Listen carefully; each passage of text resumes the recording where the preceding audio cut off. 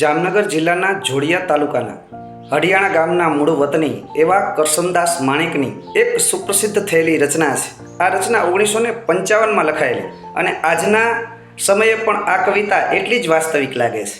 એમની બે ચાર પંક્તિ જોઈએ તો, જેમાં કવિને બધું જ સમજાણું છે છતાં કશું જ ન સમજ્યા હોય એવો કંઈક ભાવ મૂકવાની કોશિશ કરી છે કે મને એ જ નથી સમજાતું કે આવું શાને થાય છે, ફૂલડા ડૂબી જતા ને પથરાવો તરી જાય છે.